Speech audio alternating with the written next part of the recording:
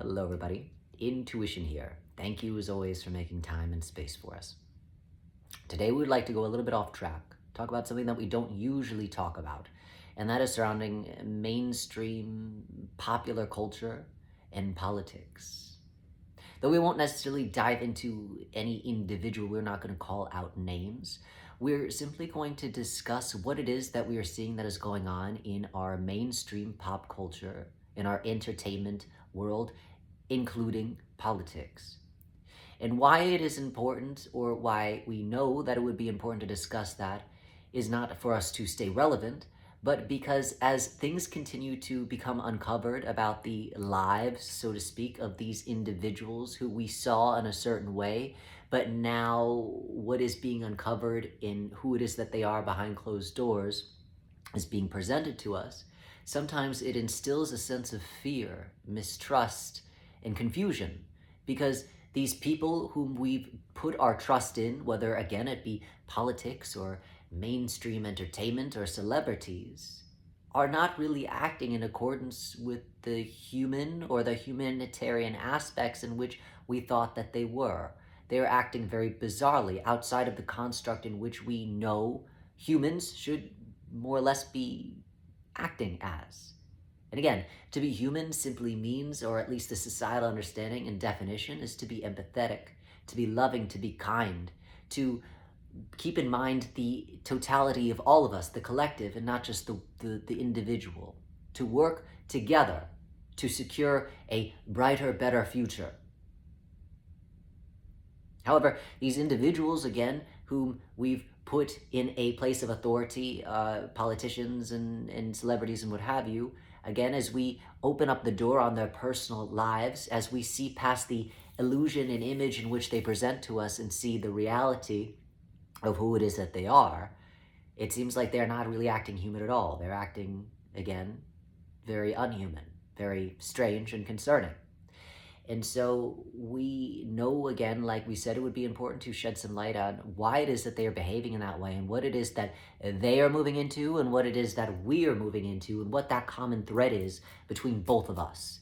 Because we, again, will hear people will be behaving in this way, and it is because that they are part of the Illuminati, or it is they are possessed by the devil, or it is all of these things that are inherently scary.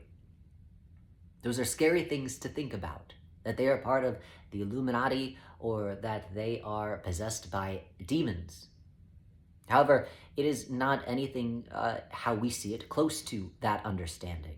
And when you see the common thread between both of us and what it is that they're moving into and what it is that we have chosen to move into, it makes that understanding less scary and more understandable, because it allows us to move back into our understanding of self, back into our understanding of power, and know that we cannot be controlled or influenced in the same way that we were by these certain individuals. So before we get into that, it would be important for us to give you this foundational knowledge. Though it does not seem relevant, we promise you it is. So what we will say is this: many of us know this about the human brain, but there are two different aspects of the human brain. More than just two, but we're focusing on two for right now. Those fundamental aspects that are important for this discussion are the reptilian brain and the regulation brain, right? The reptilian brain is known for that fight or flight response. The rest of the brain, the cognitive aspect, the amygdala, the prefrontal cortex, that allows us to be human, that allows us to make decisions, that allows us to move into more of an emotional regulation, that allows us to touch into the nervous system, that allows us to be the humans that we are and not stay stuck in a fight or flight response that limits our capability, our understanding, and our behavioral responses to the stimulus that is affecting us. So it is believed, it is common thought, that the reptilian brain was the first aspect of our brain to evolve. And again, it is important for survival. If I'm about to get into a car accident, I don't want to use my cognitive brain to think, oh my goodness, I'm about to get into an accident. Maybe I should do something about it. I want to touch into that reptilian brain, because that reptilian brain is going to supersede my cognition, and it is going to make me immediately respond. It is going to make me immediately react and give me a hit, so to speak, of that adrenaline so that my body moves immediately in correspondence to protect against whatever that threat is.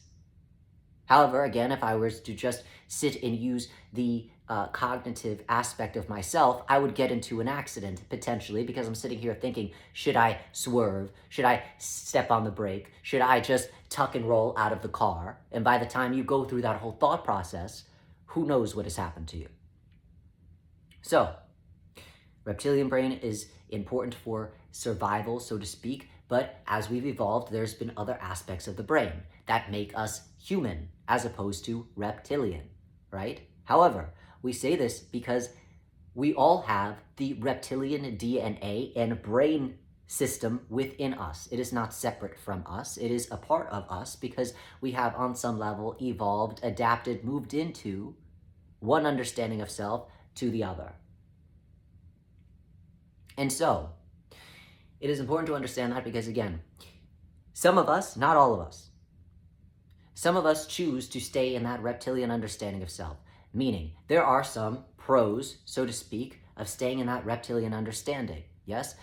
Some of those pros are, you hear these stories all the time about mothers, right? You will hear a mother that heard that their child is trapped under a car and they lift up the car and they throw the car over their heads and the kid is safe because the mother was able to access that superhuman strength and be able to save that child or save themselves or get out of a situation by being able to channel that adrenaline, channel that understanding of self, channel that reptilian that was able to then therefore change the sequencing of the DNA, change the sequencing of the chemicals that are being released within the body, that then therefore allow for such a thing to be possible. Whereas if you're just accessing the human in you, you wouldn't necessarily be able to do that. You'd be able to save your child, but it wouldn't necessarily be me picking up the car.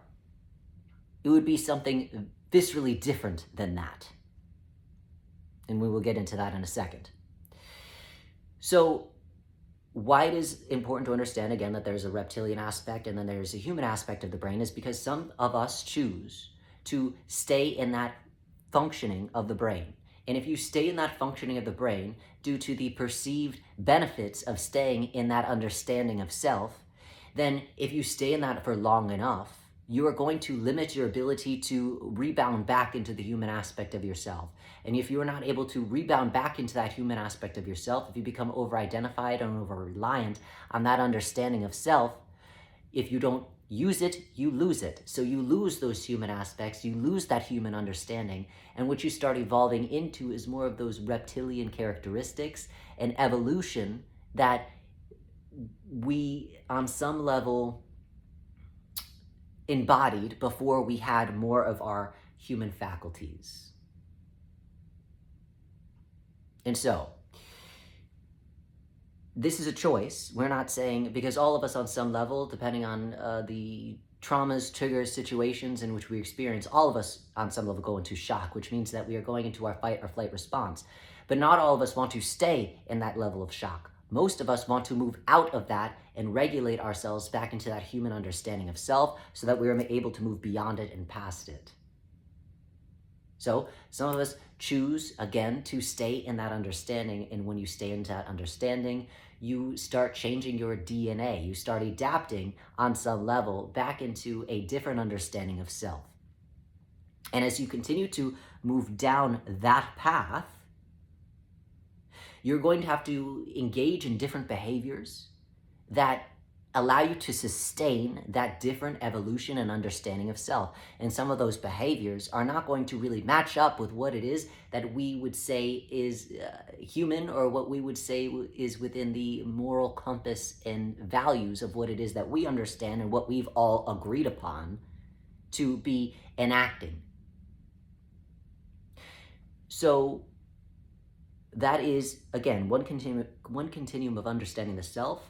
One evolutionary track is the reptilian and touching into that understanding of self, which forces you to be more in this 3D dimensional reality. As we said, again, there's the other understanding, right? That is the human understanding, right? And if you move more into your human understanding of self, the natural evolutionary process, as we've discussed in other videos, is that you are able to transform your energy, right? Because you become, instead of dense, because you are very rigid in the 3D dimension of what it is that you are seeing, you move into the lightness, you move into the spirituality, you move into the fluidity of all it is that you are, because you are not inherently dense, you are not inherently subscribing to the confines of what 3D dimensionality means. You are able to see past it, you are able to see through the veil, which means you are able to be light enough to be able to transform your physical body into pure energy. And so, for instance, I want to go to Mars, so I am light enough, I am energetic enough that I am able to transform this physical body into pure energy, go to Mars, and when I get to Mars, I am able to come back into embodiment and be in this body, and vice versa. And so that is a different continuum, a different understanding of self. And so we said before, the reptilian pro, if you want to stay in that mindset, is the idea that I'm able to snap into superhuman faculties, right? And those faculties are I'm able to lift the car over my head and throw it and lift up a train and do God knows whatever. However, if you move into the human understanding of self, what it is to be human, what it is that you're able to do is be light enough to move through the physical limitation of what it is that you wouldn't be able to do if you were in the reptilian understanding. So again, if I'm able to move into pure energy, I'm able to move through the car. The car that is over my child, I'm able to literally move through it. I'm able to transfer on some level that lightness into my child, in which we are both able to move out of the car and come back into physicality. I don't need to lift the car over my head because the car isn't really real anyway. It is all energy. And energy only takes shape based off of my definition of what it is that I want it to look like. And right now, I don't want it to look like a car. I want it to look like as light as a feather. So I'm able to move as light as a feather into the feather and out of the feather and pull my child out. As opposed to the reptilian understanding where it is, I have to, through force, overpower this energy, be more than that energy, and lift it up over my head and throw it. Again, not one is better than the other. It is just a different understanding of self, a different evolutionary track. And the only reason why we talk about this, the only reason why we know it is important to express is because this continues to become more prevalent as we continue to hear more news and information about these individuals. It is easy to say, oh my goodness, demons, oh my goodness, the Illuminati, oh my goodness, this, that, the other. But it is important to understand that these individuals are an aspect of us. They are us. They're just on a different continuum, a different understanding of self. You hear a lot, well, you know what, these people, these individuals that are behaving in this way, you must be afraid because if you look into their eyes, you see all the terror, all the terribleness. Ooh, I can't look into their eyes because I feel something. But it is not, again, the idea that you look into their eyes and they're able to control you. It is when you look into their eyes, you're able to see the reptilian and the human is not there anymore. But that doesn't mean that it is scary, and that does not mean that that is not an aspect of you. What it is that you are seeing and what it is that you are afraid of is, oh, I recognize that. That is an aspect of myself that I am not choosing to embody, that I am not choosing to understand. But what elicits that fear is, ooh, I recognize that. And that is not something I wish to understand in this lifetime, so to speak. Because that is not appropriate for my evolution. Doesn't mean it's not appropriate for you. Clearly, you're doing this. However, again, it is not, oh, it's demons and you look into their eyes and now you're under control. It is, oh, I see. There's no human here because you've chosen to move down this path. Doesn't mean that I couldn't have done the same either, because again, there is a common thread. It is just that you chose to go down this road and I chose to go down this road. Good, bad, ugly, and different, it is what it is. So again, we share this only to allow you to change some of your perspectives so that when you see these things, it is not scary, it is not demons or demonic possession or something that has power over you.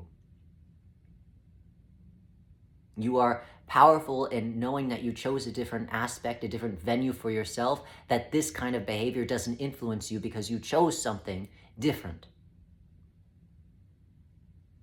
And so there's nothing to be afraid of. And so, as always, just a little food for thought. We're full of gratitude for you making time and space for us, and we wish you well, embodying whatever evolutionary track is most important for you to embody, whether that is the inherent lightness of being or moving more into the belief that this third dimensional reality is really, really real.